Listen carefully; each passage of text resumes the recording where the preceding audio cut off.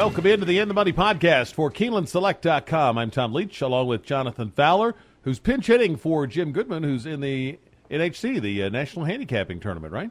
Yeah, we're rooting him on, so hopefully next week you're talking to an NHC winner. That's what I've got my fingers crossed for. Or maybe he'll be a retired Keeneland employee. Exactly. Exactly. Well, let's get to Gulfstream Park. We're going to talk about their pick four, the late pick four there, the last four races on the card, which includes a couple of graded stakes, and one of them being the Grade 2 Holy Bull on the road to the Kentucky Derby. So we'll start in the ninth race. It's a maiden event going a mile. Who'd you end up using here? I think it's pretty tough to get past the two top horses in here. You've got Mo Power, the number 10, who is making his second start after making a big run down the stretch at Gulfstream back in December and just barely missing that one. And Uncle Mo's are just you just can't beat him these days. And I actually just saw him yesterday at Ashford, and he looks incredible. So I'm going to put him in there along with Dixie Runner, number 5. Also made a good run in his debut earlier this month. Think he'll enjoy the stretch out from 6 furlongs to a mile. And I don't like to use first-timers in these maiden special weights, but the number 4, Commend, Bill Mott doesn't really get a great percentage on first-time starters, but the horse is just really working well. I really like his work times. I'm not going to include him, but I'm going to be looking for him in the future, so number 4, Commend. But my top 2 in here are the number 5, Dixie Power, and number 10, Mo Power. Yeah, depending on how much your budget allows, you could definitely feel comfortable taking those 2. I'm going to single a horse later on in this pick 4, so I'm going to go a couple of more deep in this first leg. And these are both horses that just have a start or 2 for good trainers, and they beat half the field or so. And a lot of times those horses can improve second start out and jump up and win. The 6, Manitoulin for Jimmy Toner, and the 11, Dr. Mountie for Shug McGahee. But Mo Power, the 10, Dixie Runner, the 5, definitely the 2 places to start. 10th race is the Grade 3 Swedish Chant on the turf. If it stays there, they've had a lot of rain in South Florida. I'm not sure what the forecast is for Saturday. This one's going a mile. I thought this was a tough one. I ended up using 6 horses in here. If I had to pick one, I think I'd go Priced to Perfection for Chad Brown, but I like Sapphire Kitten a lot. Also 1 Module, 7 Spin-A-Miss, 8 Gliding By, and even the 12 Conquest Bebop for Cassie. So I'm going to use 6 horses in the Swedish Chant to try to get through this leg. What's your ticket look like? I went just 1 less than you, so I went 5.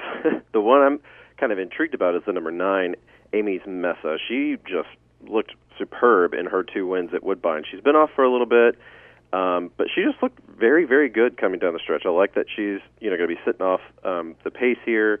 I think she's bred nicely for the turf as well, so I like her. The 6, Price Perfection, the Pletcher trainee 7, Spin-A-Miss, who just won her first start in the United States in her last start, and then the number 12, Conquest Bebop, and of course the number 2, Sapphire Kitten. So yeah, you have to kind of go deep here, and if you can go further, you might need to in this one. The 11th race is the Grade 2 Holy Bull, and it's a 2-turn on the dirt at Gulfstream. Mohayman's going to be the big favorite in a short field. You going to stick with him or try to go deeper?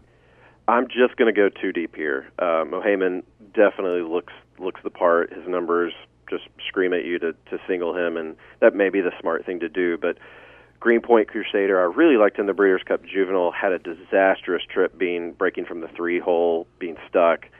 He doesn't like to be that far behind. He probably didn't like all the kickback, but if you look back at his Champagne, he had such a great run. I think he'll like this distance as he stretch out. I mean, he's got the Bernardini being his sire, and he's got a Crypto Clearance mare, and Crypto Clearance could just run all day.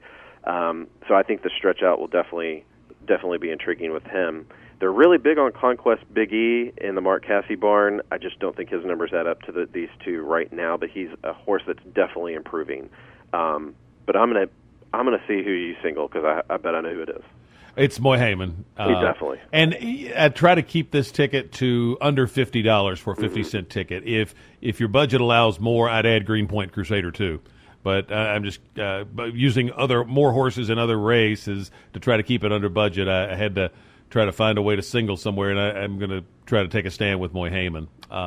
And just the workouts look like he's ready. It's just there's always a little uncertainty when they go from 2 to 3 and they haven't run in a little while. So for that question mark, I'd ideally like to have at least one other shot in here. But for the budget, I'll single Moyhamen. And in the 12th race, it's a maiden claimer, and I ended up using 4 in here. If I picked a winner, I think I'd lean to what power for Clement. But Patty ran the 2 I'm going to use, the 7 Set Out, the 11 Social Stranger. Not a real strong opinion anywhere, so that's why I wanted to have as many options as possible. So the 2, 6, 7, 11 I'll use in here. Yeah, and I land on very similar horses, 2, 6, 9, 11 here. With the 9 Gateway Arch, this horse just showed a little bit more interest when they popped him on the turf in his last start. At the same conditions, I know there's some other horses dropping down. I just like that he improved his numbers when he turned to the turf. So I'm throwing him in there as well. And that 11 Social Stranger also had a nice second last time out, but was on the slop. He turns back to the turf. He had some good numbers there, so I'll include him there as well. So, but 2, 6, 9, 11 for me. Follow Keeneland Select on Twitter, and you can see Katie Gensler and I do our picks for the Keeneland Select Race of the Week. It's the Withers from up at Aqueduct, another Kentucky Derby prep. I like 7 Sunny Ridge in there, but you can see the details on the Twitter feed for @Keeneland Select. And we wish you a lot of luck this weekend with your wagers. Keep your Keeneland Select accounts fully funded, and so you're ready to take advantage of opportunities as there's some great racing. Oaklawn's up and running now, and as well as Florida and California and New Orleans. For Jonathan Fowler, I'm Tom Leach. This is the End the Money podcast for KeenelandSelect.com.